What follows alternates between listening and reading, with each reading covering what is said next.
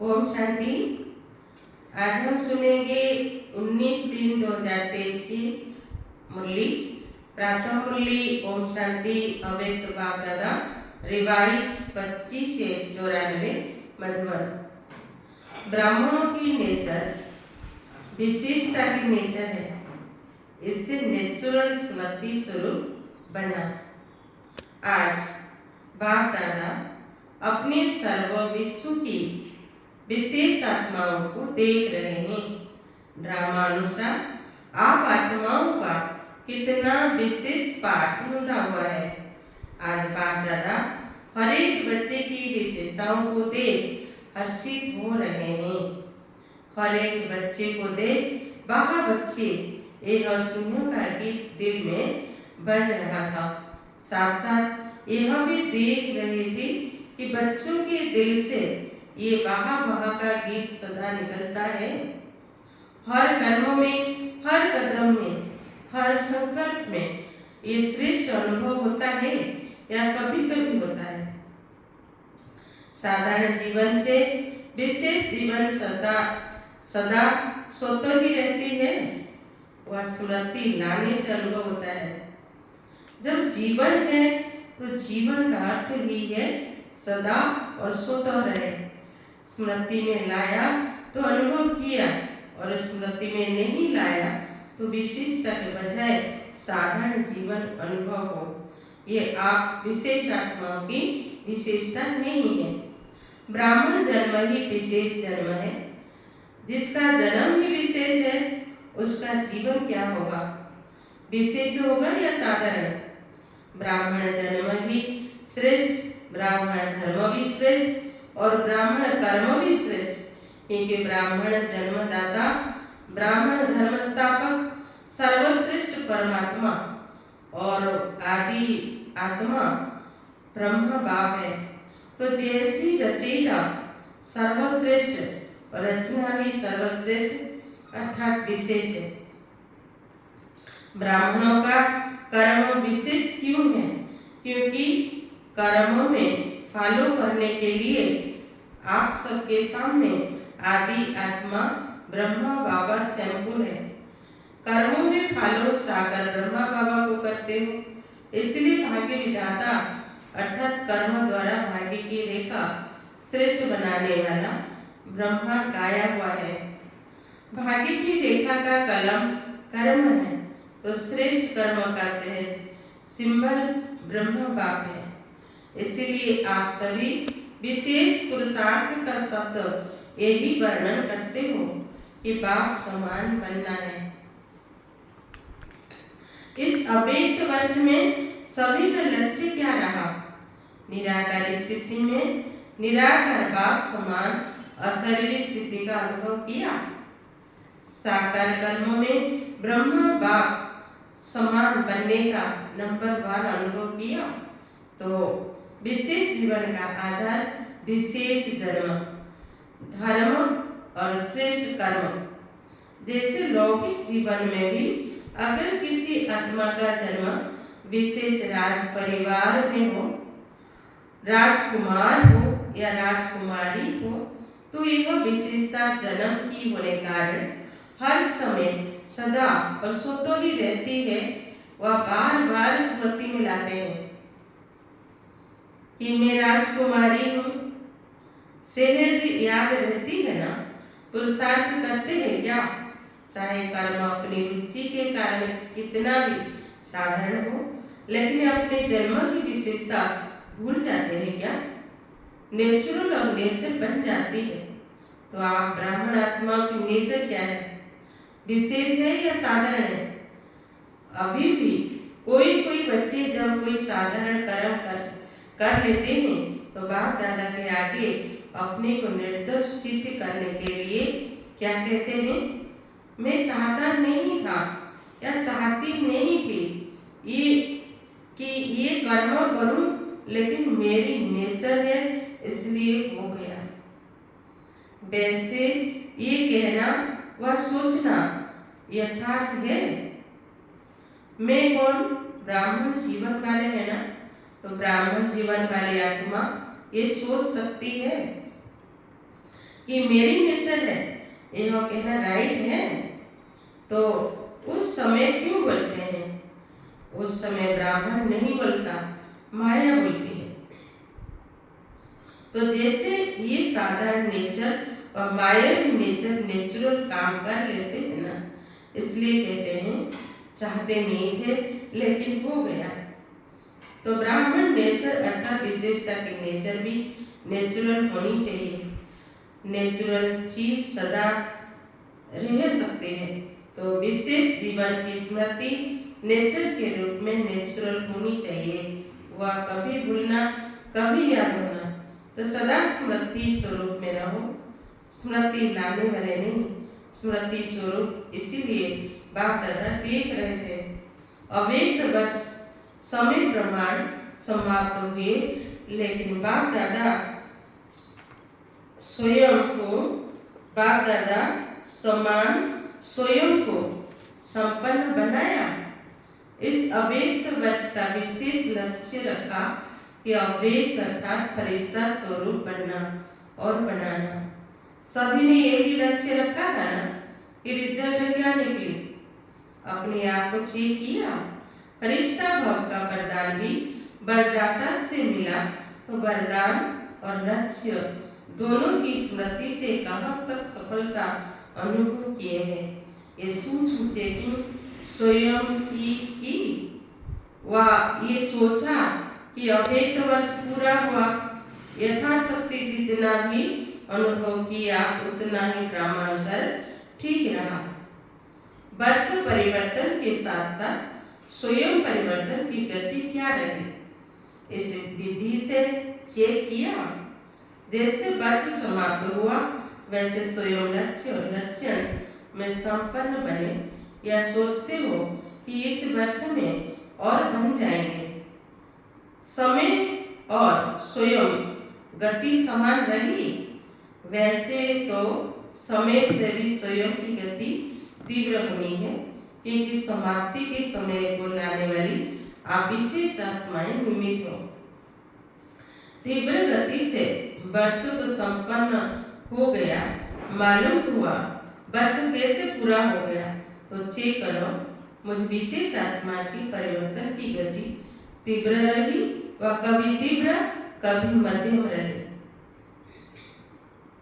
फरिश्ता अर्थात जिसका पुराने संस्कार और संसार से रिश्ता नहीं, तो चेक करो पुराने संसार की कोई भी आकर्षण, चाहे संबंध रूप में, चाहे अपने देहों की तरफ आकर्षण व किसी देहधारी व्यक्ति की तरफ आकर्षण, कोई वस्तु की तरफ आकर्षण कितने परसेंटेज में रहे। ऐसे ही पुराने संस्कार की आकर्षण, चाहे संकल्प रूप में, वृत्ति के रूप में, वाणी के रूप में, संबंध संपर्क अथवा कर्म के रूप में कितना परसेंटेज रही।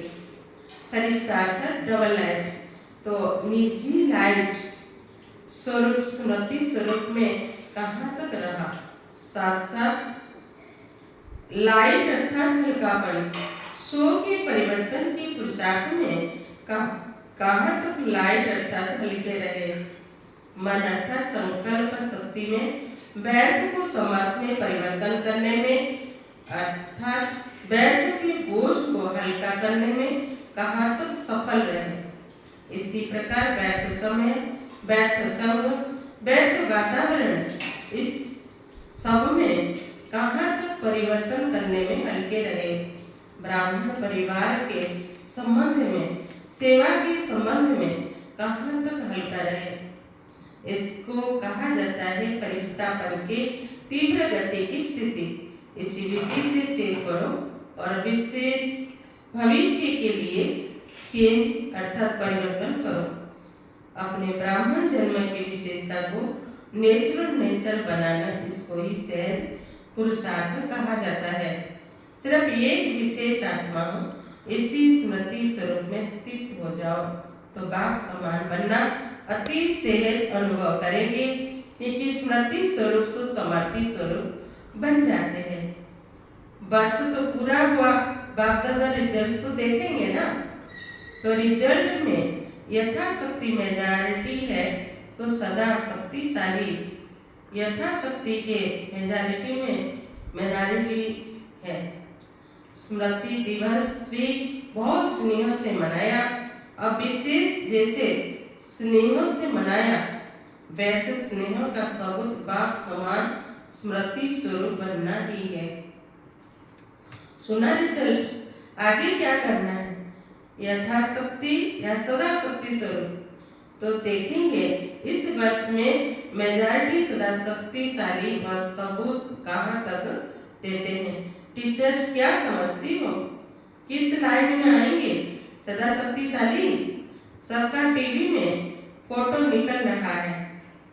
क्या हो जाए, कैसे भी परिस्थिति बन जाए, लेकिन सदा शक्तिशाली नाम नोट होते हैं ना, कौन कौन सी ग्रुप में आए।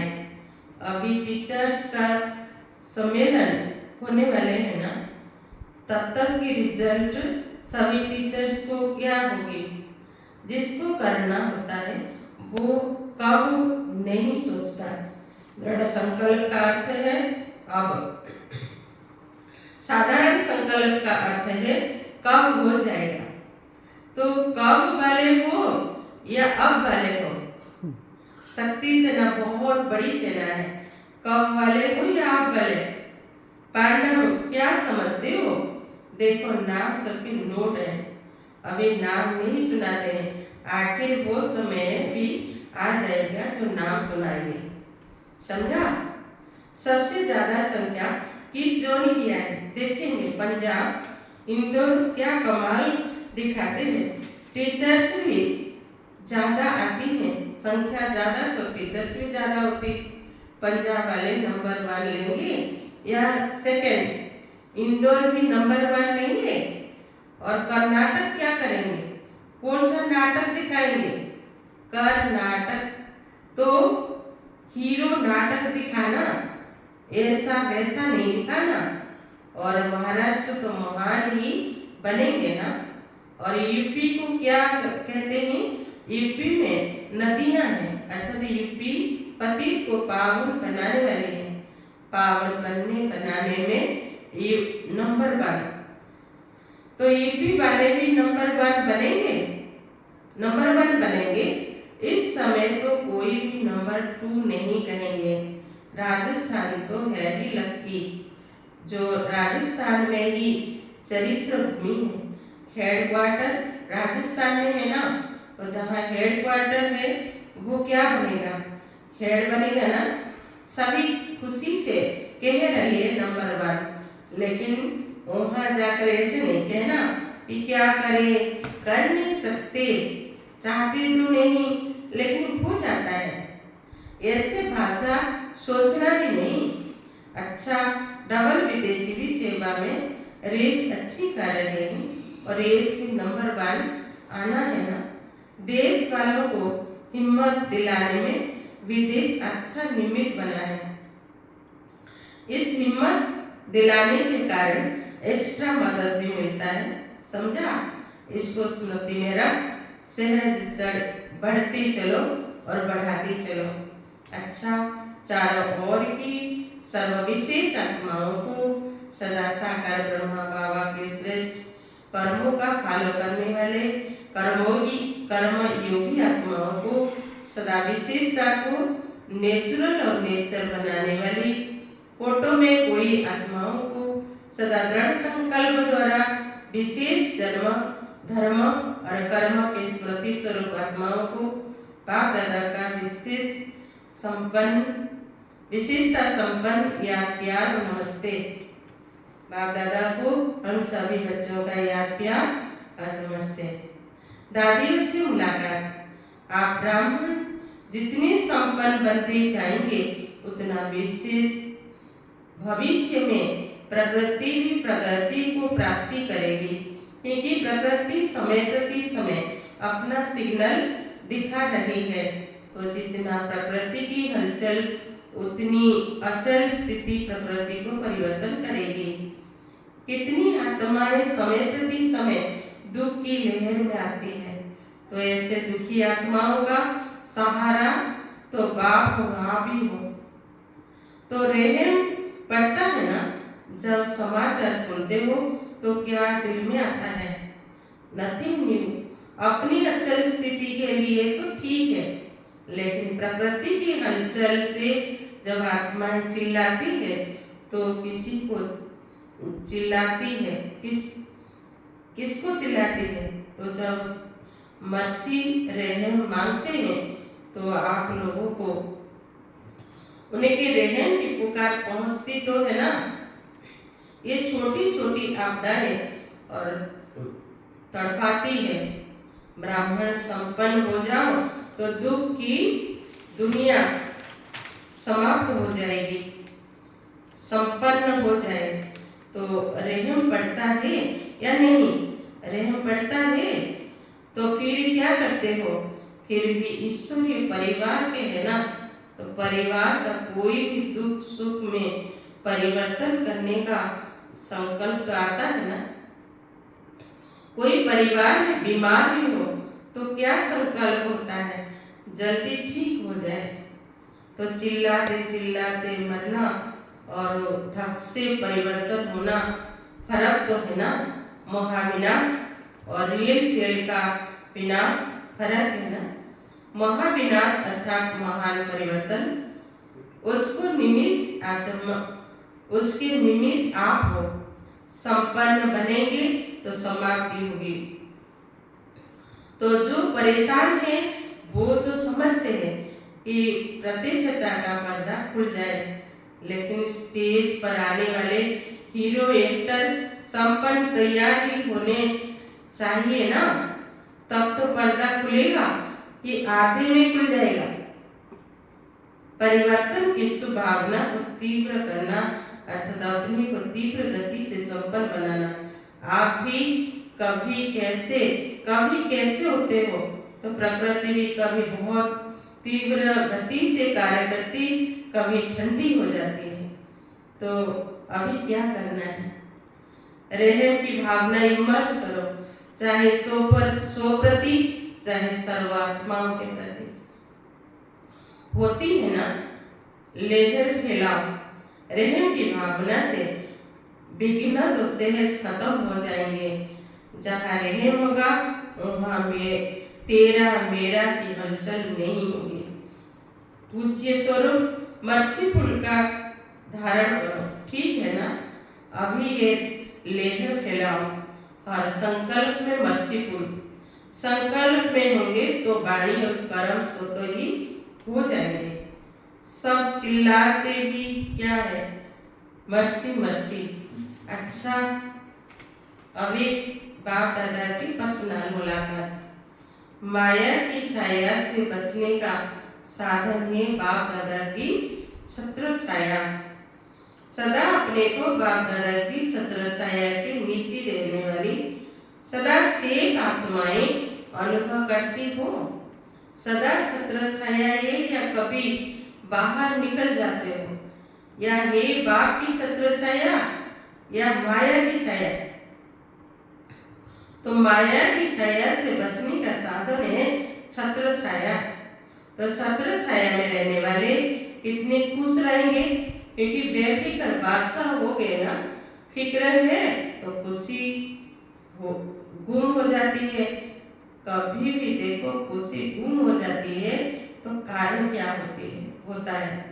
कोई ना कोई चिंता फिक्र बोझ खुशी को गुम कर देता है।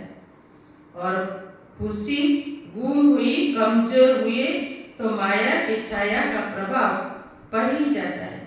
कमजोरी माया का आह्वान करती है। जैसे शारीरिक कमजोरी बीमारियों का आह्वान करती है, तो आत्मिक कमजोरी माया का आह्वान करती है। फिर उस छाया से निकलने में कितनी मेहनत करनी पड़ती है। अगर माया की छाया स्वप्न में भी पड़ गई तो स्वप्न भी परेशान करेगा। फिर ब्राह्मण से क्षत्रिय बन जाते हैं तो युद्ध करनी पड़ती है। क्षत्रिय जीवन मेहनत की है और ब्राह्मण जीवन खुशी की है। तो क्या पसंद है? कभी कभी युद्ध करनी पड़ती है। युद्ध करना अच्छा लगता है। छोटे से भी बैठ संकल्प की छाया कितनी मेहनत कराती है। इसीलिए सदा बाप की याद की छत्र छाया में रहो। याद की छत्र छाया है तो सदा काल के लिए छत्र छाया में रहना आता है। कभी कभी लिए नहीं, सदा। अविनाशी बाप है ना, तो वर्षा भी सदा लेना है। सदा खुश रहने वाले, छत्र छाया अर्थात खुश रहना। बेफिक्र होंगे ना, सदा फिक्र, सब फिक्र बाप को दे दिया कि एक दो संभाल करके रखा। क्या करें, कैसे करें, ये शब्द फिक्र के हैं। बेफिक्र के बोल सदा विजय के होते हैं। क्या कैसे नहीं होते हैं। तो सदा ये याद रखो कि हम सभी बाप की छत्र छाया में रहने वाले हैं, चक्कर लगाने वाले नहीं। संकल्प में भी चक्कर में आए तो चक्कर में आने वाले चकनाचूर हो जाएंगे। आप तो अमर हो ना, अमर हो गए। ये स्मृति सदा ही स्वयं भी बेफिक्र और दूसरों को भी बेफिक्र बनाती रहेगी। सदा खुशी में एक गीत गाते रहेंगे। पाना था वो पा लिया, बच्चा बनना माना पाना, बच्चा बने अर्थात पा लिया। अच्छा, आज का वरदान। सर्व रूहानी खजानों से संपन्न बन, सदा संतुष्ट रहने वाले ऑलराउंड सेवाधारी भव। ऑलराउंड सेवाधारी अर्थात मास्टर सुख दाता, मास्टर शांति दाता, मास्टर ज्ञान दाता, सदा दाता, सदा संपन्न मूर्त होते हैं। जैसा स्वयं होंगे वैसा औरों को भी बनाएंगे। रूहानी सेवाधारी अर्थात एवर रेडी और ऑलराउंडर। ऑलराउंडर वही बन सकते जो संपन्न है। संपन्न ही संतुष्ट होंगे और सबको संतुष्ट करेंगे। किसी भी प्रकार की अप्राप्ति असंतुष्टता पैदा करते हैं। संतुष्ट रहने और संतुष्ट करने की विधि है संपन्न और दाता बनना। आज का स्लोगन है शुभ भावना, शुभ कामना की गोल्डन गिफ्ट साथ हो तो किसी भी आत्मा का परिवर्तन कर सकते हो। ओम शांति।